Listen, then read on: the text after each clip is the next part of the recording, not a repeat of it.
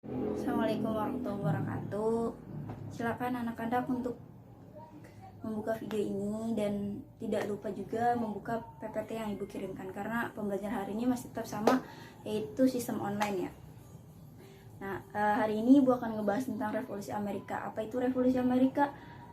Di mana rakyat Amerika ini ingin berjuang, ingin membebaskan diri dari penjajahnya itu Inggris. Yang kedua, adanya pembentukan koloni. Awalnya itu pembentukan koloni ini terdapat 5 koloni ya.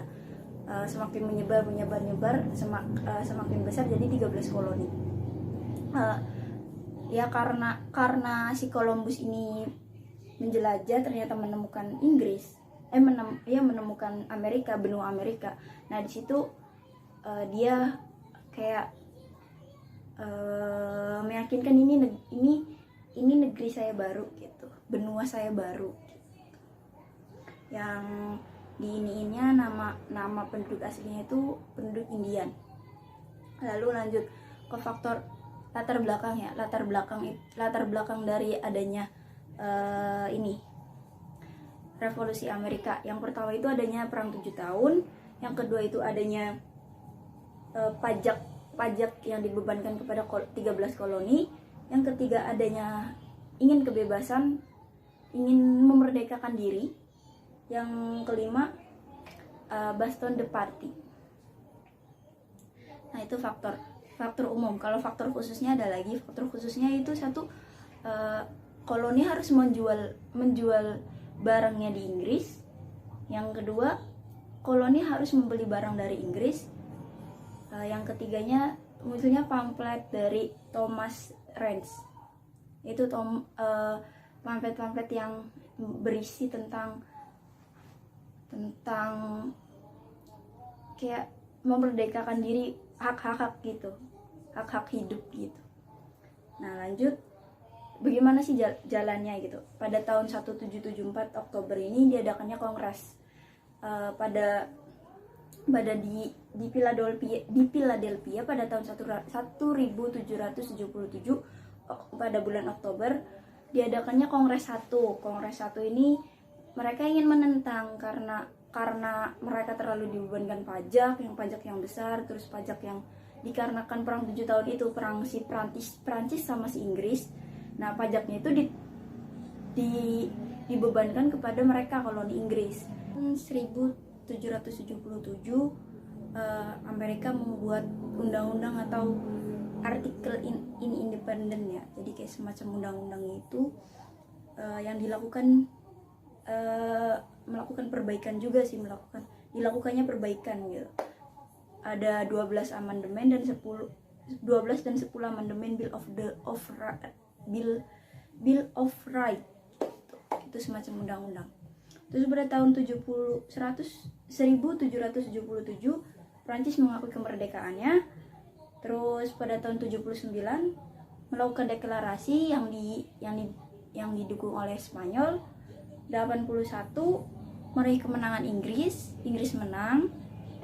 Terus pada tahun 83 Inggris mengakui kemerdekaan melalui perjanjian Paris the Party. Terus pada tahun 89 di April tanggal 30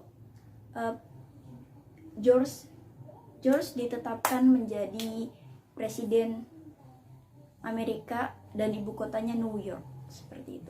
Nah, apa sih hubungannya dengan model sosial gitu? Nah, di sini kan adanya gerakan sosial di mana pada pemberontak, maksudnya bukan pemberontak sih bahasanya, gerakan sosial ini yang ingin memerdekakan gitu. Seperti melakukan Kongres 1 kan, mereka pun berkumpul dan membuat kelompok gerakan kan, suatu kelompok gerakan gitu.